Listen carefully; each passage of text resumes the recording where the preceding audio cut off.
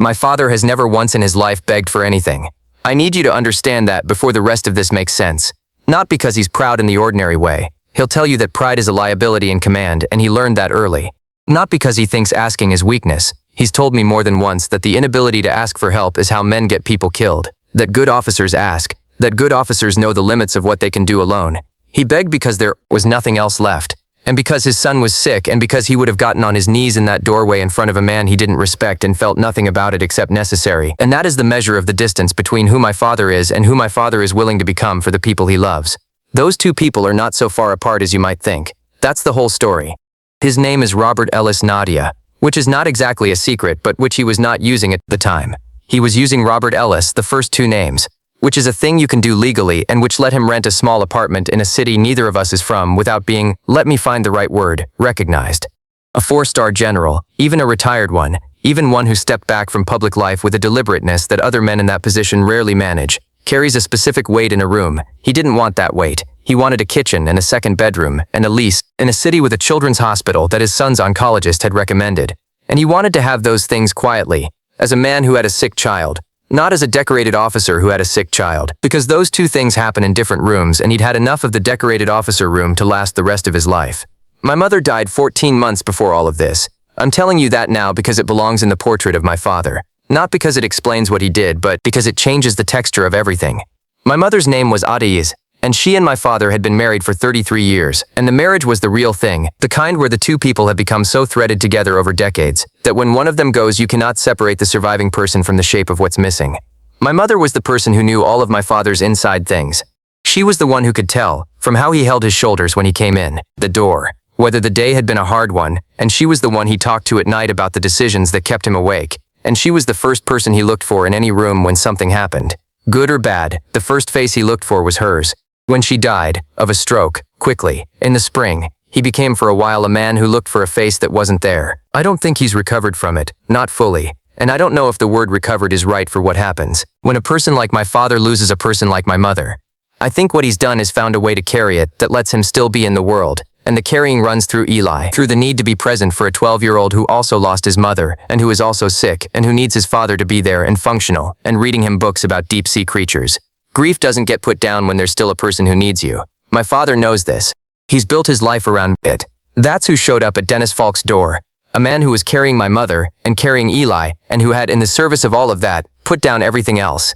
My brother Eli was 12 years old, and he had leukemia, the kind that responds to treatment most of the time, and hadn't responded as well as they'd hoped the first time. And the treatment was in a city 400 miles from where my father had retired, and my father had followed the treatment without a second thought, the way he followed everything that mattered. Directly, completely, without calculation about the cost to himself. He rented the apartment in July. 2-bedroom, 3rd floor, a building managed by a company called Criterion Properties, which is a name I am going to put in this story because names like that should be on record for what they do. The lease was in Robert Ellis's name. He paid the first 3 months up front, which is the thing you do when you're a man who knows that paperwork is what protects you and who wanted this to go smoothly and cleanly. 3 months covered through October, renewable monthly after. In October, Eli went back into treatment. The second round, more intense than the first, the kind that takes everything a 12-year-old has and then asks for more. Eli is the stubbornest person I have ever known, which includes our father, and he gave it more, but the treatment is not a negotiation you have with the child's character. It's a thing the body goes through while the child endures it, and the enduring costs what it costs regardless of how much fight a person has. My father was at the hospital every day, and some nights on the parent cot in the room, because the parent cot exists for the parent who can't leave and my father could not leave.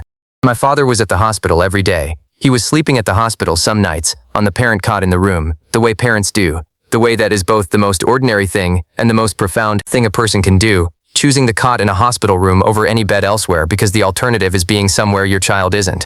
He brought the apartment to life with the few things that matter in a situation like that. Coffee he made himself because hospital coffee wasn't adequate. A change of clothes on the chair. The book about deep-sea creatures that Eli had asked for somewhere around day 3 of the second treatment. Eli had gotten interested in deep-sea creatures the previous summer, the way kids his age get interested in things suddenly and completely. He knew the scientific names of things that live in the Mariana Trench, which is also a fair description of what the second round of treatment felt like from the inside, I imagine. Enormous pressure, no light, strange and slow. The book was thick. My father read it aloud, a chapter at a time, in the low, unhurried voice that Eli had liked since he was small. He told me afterward that Eli fell asleep during the reading more often than not, and that he kept reading anyway, quietly, after Eli was out, because the room felt different with a voice in it. That's the room Falk's notice found him in, not the 4-star general. The father, in civilian clothes, with a book about anglerfish, reading to a sleeping child in a hospital bed. The rent was due on November 1st. My father missed it by 9 days. Not because he didn't have the money. My father has the money. That is not the kind of trouble he's in.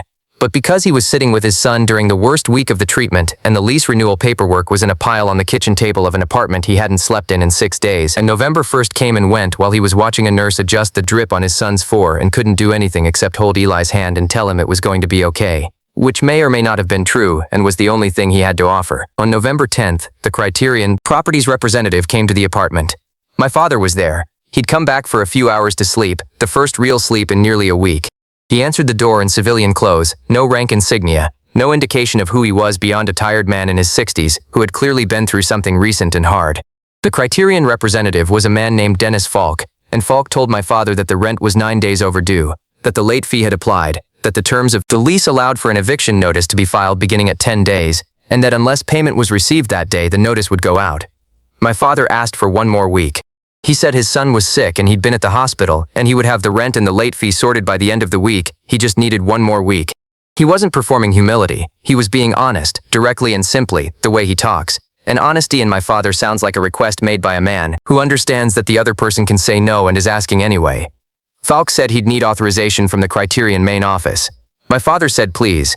My father, who has given orders to battalions, who has sat across tables from heads of state, who has carried the kind of authority that changes rooms when it enters them, said please to a property manager about a week's extension on rent for an apartment his sick son had never even slept in, because the sick son was in a hospital, 4 miles away, being kept alive by medicine and stubbornness, and because my father needed that apartment to exist so that he had somewhere to go when the hospital got to be more than he could sit inside without breaking. Folk told him he'd be in touch, and left. I want to tell you something about where I was during all of this, because it's the narrator's job to be honest about their position, and mine matters. I was 400 miles away. I am the older child, the daughter, the one who has spent her adult life observing my father from close enough to understand him and far enough to have perspective, which is the particular combination that shapes how you tell a story about a parent. I found out that the November 10th conversation on the phone, told the way my father tells things, straight and spare, the significant details and nothing else, no emotional weather, so that I had to reconstruct from the what happened what it felt like must have been. I've been doing that reconstruction for 31 years. I'm good at it. When he told me he'd asked for 1 more week, said please, I was quiet for a moment. And, I said, he's checking with the main office, my father said. Dad, it's fine, Nadia. The way he says my name when he's telling me something is fine that he doesn't want to discuss, with the steady patience of a man who has talked people down from dangerous situations and is applying that same calmness to his daughter on the phone, is a sound I know as well as anything. It's fine, Nadia, which means I know what you're about to say and I've already considered it and I've made a different choice and I'd like you to let me have it. I let him have it. Then I told him I was coming that weekend. If you're still here, stay with me, because the part where the internet gets involved is coming and it goes somewhere I didn't expect. Subscribe before we get there, because the internet part resolves fast and the part that matters after, it is the part one want you to carry home. Dennis Falk did not call back with an extension. What Dennis Falk did, and I want to be precise about this because precision is the only justice I can give the story, was go back to his office and, over the next 48 hours, figure out who my father actually was. I don't know exactly how. The name Robert Ellis connected to a retired 4-star general is not a difficult connection to make if you're motivated and have internet access and a specific reason to look. And Falk had the reason, which was whatever combination of smallness and resentment turns a man into the kind of person who does what Falk did next. He posted it on the Criterion Properties social media account, which serves a function I have never understood that apparently involves occasional community updates, and which had, before November 12, never been used for anything except announcements about parking policy and maintenance windows. He posted a photograph of my father, not taken at the apartment, a public photo, a military photograph, one of the formal ones that exist as a matter of public record for officers of that rank. He posted it alongside a message that said, more or less, Criterion Properties holds all tenants to the same standards, including decorated military veterans. Rent is due on the 1st. We look forward to resolving this matter promptly with Mr. Ellis. He meant it as a pressure tactic. He meant it to say, we know who you are, and your rank doesn't get you out of your obligations. He meant the exposure to be the threat. He had no idea what he was releasing into the world. If you haven't heard about something like this, subscribe and stay close, because what happened in the 24 hours after that post went up is one of the few times I have watched the internet work the way the internet is supposed to work. which is badly for the person who deserved it and with fierce generosity toward the people who didn't. The Yenbi post got shared. First by veteran communities, who explained with some heat what a 4-star general is and what it means that one was begging for a week's grace on rent while his son was in a children's hospital. The veteran communities are not gentle when one of their own is treated this way, and they were not gentle about Dennis Falk, and they were not gentle about Criterion Properties. Then by the children's cancer communities, which are their own specific ecosystem, people who have lived in those rooms, who have been on the parent cot, who have read books aloud to sleeping children and know exactly the weight of what my father was carrying, and who have a particular fury for cruelty aimed at the people in those rooms, the kind of fury that is clean and specific and completely justified. Then by the general public, which I sometimes believe in and sometimes don't, which in this case showed up. Criterion Properties received more calls than their phone system was designed for.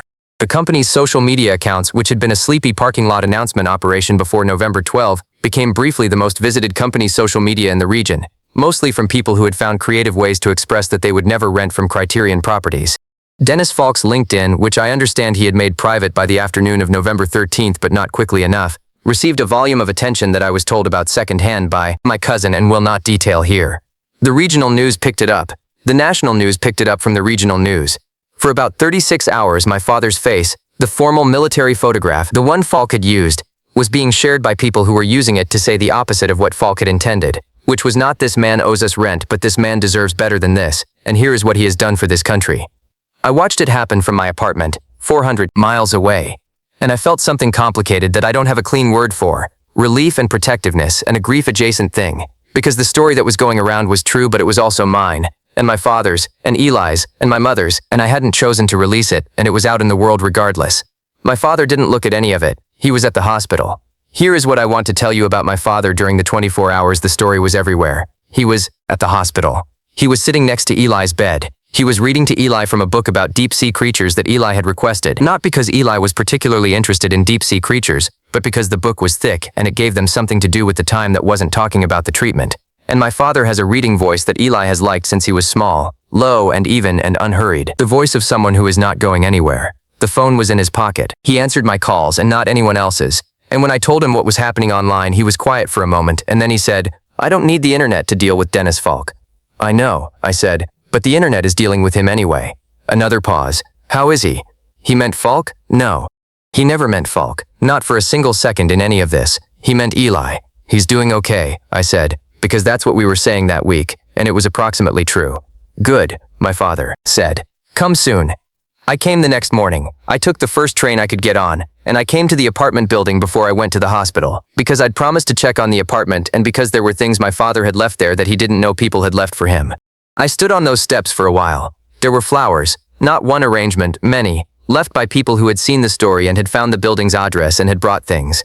Cards in envelopes and some not in envelopes. A flag, folded in the precise triangular way, leaning against the door, folded by someone who knew how flags are folded, which told me something about who had left it. A child's drawing in crayon on a piece of paper that was by then wet from the night air. The letters in that careful, effortful size that children use for things they know are important. "Get well, Eli," with what I believe were meant to be stars around the letters. I took pictures of all of it. I texted them to my father one at a time, so he'd have them, standing there in the November air with flowers at my feet and the crayon drawing in my hand. He responded after about 20 minutes. 2 words. "Thank them." I don't know how to thank a stranger who leaves flowers on the steps of a building because they saw a story on the internet and wanted to do something about it. I'm trying by telling the story. It's the only thing I have to offer. The extension was granted, not by Dennis Falk, who was by then not in a position to grant anything, because Criterion Properties had responded to the volume of attention by issuing a statement apologizing for the insensitive communication and suspending Falk pending a review, which is corporate language for what happens when a company wants to make a problem go away. The extension was granted, the late fee was waived, and a regional manager called my father personally and offered to waive 2 months of rent entirely, which my father declined politely and with precision, saying he would pay what he owed and nothing less and nothing more, which is exactly what you'd expect from a man like him, and which I found, standing in his kitchen when he made that call, almost unbearably characteristic. He paid the rent on November 15th, the correct amount plus the late fee, which he also declined to have waived. The check cleared and the matter was closed, and if Dennis Falk had a worse November than expected, that is a foil consequence that followed from Dennis Falk's choices, which is the nature of consequences. Here is what happened in December, and this is the part that isn't about my father's rank or the internet or Criterion Properties. This is the part that's about Eli. Eli got better. Slowly. Not all at once. Not the dramatic movie version, The way it actually goes is incrementally, a number improving, another holding, the doctor's language gradually shedding the careful qualifications it arrives in, until one afternoon when the oncologist sat down and used the word they'd all been waiting to hear, and the relief in that office was physical, an actual release of something that had been held in place for months. I was in the room for that conversation. I'd come down the previous day, officially to help with some things around the apartment, actually to be near my father for a few days because I could tell from the phone calls that the waiting was at the limit of what he'd allow himself to show. And I knew his face in the doctor's office in a way I couldn't have known from 400 miles away. He received the news very still. He thanked the doctor. He asked 3 precise questions, the questions of a man who needs to understand exactly what the information means before he responds to it emotionally. And the doctor answered them, and then there was a pause, and then we were in the corridor. He sat on the floor. I want to tell you this detail exactly. My father, 4-star, general, 35 years of command, the man who has held rooms together in situations that would unravel most people. He sat down on the floor of the hospital corridor with his back against the wall, and I sat down next to him, and neither of us said anything for a while. The corridor had people in it, nurses passing, a family at the far end, and nobody paid us any particular attention because people sit on floors in hospitals, and in that moment we were just 2 people sitting on a floor, which is what we were. I looked at his hands. He has the hands of someone who has worked with them and through them for a long time. On his left hand, the little finger, he wears my mother's engagement ring, the small diamond one, which is too small for any other finger and fits that one. He started wearing it the week after she died, and has worn it every day since. I have never asked him about it directly. There are things you let a person have without asking them to explain. I looked at that ring in the corridor light and I thought about the 14 months since my mother died and what that accumulation had cost a man who doesn't show the cost in the ordinary ways. And I thought about Dennis Falk. And I thought about a please said in a doorway, in civilian clothes, to a person who didn't deserve the asking. And I thought about a book about deep-sea creatures, being read in a low voice to a child who was asleep before chapter 2. And I felt, sitting on that floor, something I want to try to describe accurately. It was love, I think. Not the tender kind that lives easily in the chest, the large, difficult kind. The kind that has weight and texture. The kind that has cost something, and keeps costing, and doesn't stop. The love I have for a man who spent 14 months laying down the biggest version of himself to be the exact right size for a sick child in a hospital room. And who only picked that big version up again when someone else forced it out of him. And who went back to the small version the moment the force stopped.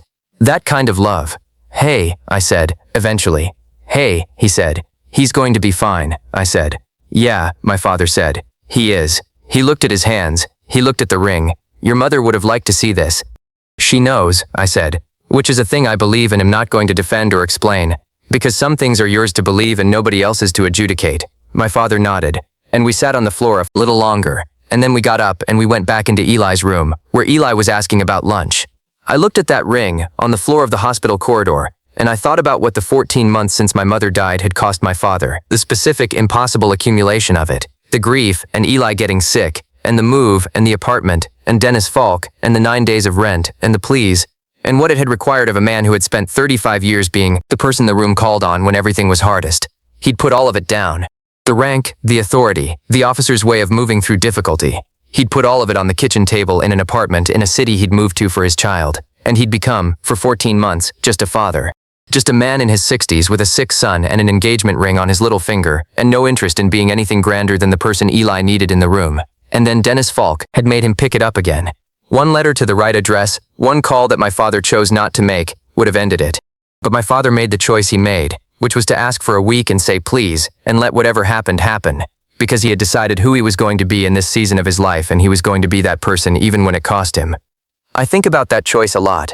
The man who ran logistics for a major military operation could have ended the Dennis Falk situation in 15 minutes with the right phone call. He knew it. He chose not to make it. He chose to be the person asking for a week, with the pleas, in the civilian clothes, because his son was sick and he was tired and the rank was not who he was being right now. And he was not going to use it to solve a problem that a man named Robert Ellis could try to solve by himself. My father paid the rent on November 15th, the correct amount, plus the late fee, which he also declined to have, waived when the regional manager called to offer it. I owe what I owe, he said, which I was in the room for. He hung up and poured coffee and didn't mention it again.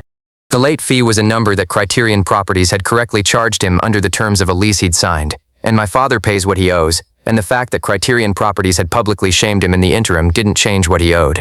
This version of integrity, unglamorous, borderline stubborn, completely characteristic, is not the version that makes people write songs. It is the version that makes people like my father. That's not weakness. I've spent 31 years watching my father move through the world, and I want to be clear. That's the hardest kind of strength there is.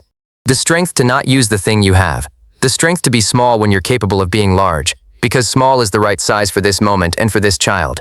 Eli is doing well now. He's 13, almost 14. He's going to be fine.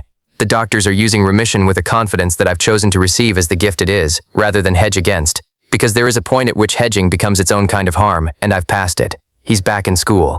He's grown 3 inches since the second treatment, which seems physically impossible but is well documented. He has opinions about everything, strong ones delivered with the unearned certainty of a person who nearly died, and has concluded that since he's still here he might as well say what he thinks, which is a character development I'm choosing to find charming. He asked me last month what he'd missed while he was sick, and we talked through some of it, events, things that had happened in the world, things at school. Then I told him about the apartment and Dennis Falk and the flowers on the steps and the child's crayon drawing with the stars. He was quiet for a second. Then, did Grandpa get mad? Because Eli has a child's accurate read of my father underneath the reserve. He knows who his grandfather is. No, I said. He asked for a week. He said please. Eli processed this. What did the landlord do? He told everyone who he was, I said. On the internet, trying to embarrass him. Did it work? No, I said. The opposite. Eli nodded slowly. That's kind of what Grandpa would say would happen, he said. He always says the right thing usually wins. He just says it takes longer than you want. I told him he was right, and that his grandfather had said please, and that the flowers had shown up on the steps, and that in December when the doctors used the word remission, his grandfather had sat on the floor of the hospital corridor, with his back to the wall, and just let that be true for a while. Eli was quiet for a moment. Then, I wish I could have seen that. Me too, I said. Is he okay? He's better, I said. He's been better since December. My father asked for a week, said please, and let a small man do a small thing and let the world respond to the small thing the way the world sometimes does. And then he went back to the hospital and read about deep-sea creatures to his son, and none of the outcome changed who he decided to be in that season.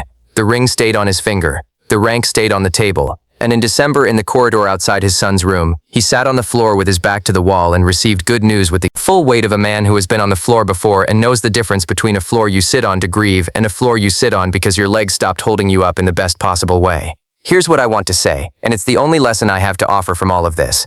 Power is a tool. Most of the time we talk about it as though the whole question is whether people use it and how, whether they abuse it or wield it wisely or share it or hoard it. But there's a kind of courage that rarely gets named, which is the courage to not use it. To have the thing that ends the situation in 15 minutes and to not reach for it, because reaching for it would make you a different person than the person you've decided to be. My father was capable of ending his problem with Dennis Falk before Dennis Falk became a problem. He chose to ask for a week instead, not because he was naive about the outcome, but because his son was in a hospital room and the person his son needed beside him was a father, not a 4-star general, and you can only be one of those things at a time. There will be moments in your life where you could use the thing you have, the rank, the connection, the information, the standing, and the person you want to be says not this way, not this time. Those moments are the hardest ones I know of. My father has been in 100 of them, and I've watched him in most of them, and the ones that cost him most were never the ones where he used this power. They were always the ones where he chose not to, because choosing not to meant staying in a room he could have left, living out an outcome he could have controlled, being ordinary when he was capable of otherwise. And the thing is, sometimes the ordinary version is enough. Sometimes you ask for a week and you say please, and it works out anyway in the shape it was going to work out, and the flowers appear on the steps for reasons you didn't arrange, and your son gets better, and you sit on a hospital floor in December with a ring on your little finger and the word remission in the air, and the rank was never needed and the choice not to use it turns out to have been exactly right. Not always. My father would be the first to tell you, not always. He has used the rank when it was needed, over 35 years, and there's no virtue in leaving the right tool in the box when a situation requires it. The virtue is in knowing which situation you're in, whether it's the kind that needs the full force of what you have, or whether it's the kind that needs you to put that down and just be the person in the room. My father, 35 years of command and every possible lesson the job teaches, has said to me exactly once, and I don't know whether he remembers saying it. It was a long time ago, I was young enough to carry it forever, that the difference between a good leader and a great one is that a good leader knows what their power can do, and a great leader also knows what it can't. And what it can't do is be in 2 places at once. You cannot be the general in the hospital room. You can only be the father, and the father is enough, and the father is what the room actually needs. He was the father. He said please. He sat on the floor in December. That's the whole of him, and I'd rather tell you about that than about the rank, because the rank is the public thing and the floor is the true thing, and the true thing is what I actually know. Tell me in the comments about the person in your life who has the power to make things easier and chooses not to use it for themselves, who chooses to just be the person in the room with no armor for someone they love. I'd like to hear about them. And please subscribe, because I'm going to keep telling these, and every one of them is about a person the world underestimated or walked past, and what they chose to do about that. For Eli, who is doing fine. For my mother, who is on my father's left hand, and will be there until he isn't. And for a man named Robert Ellis, who once asked a property manager for one more week and said please, and meant it.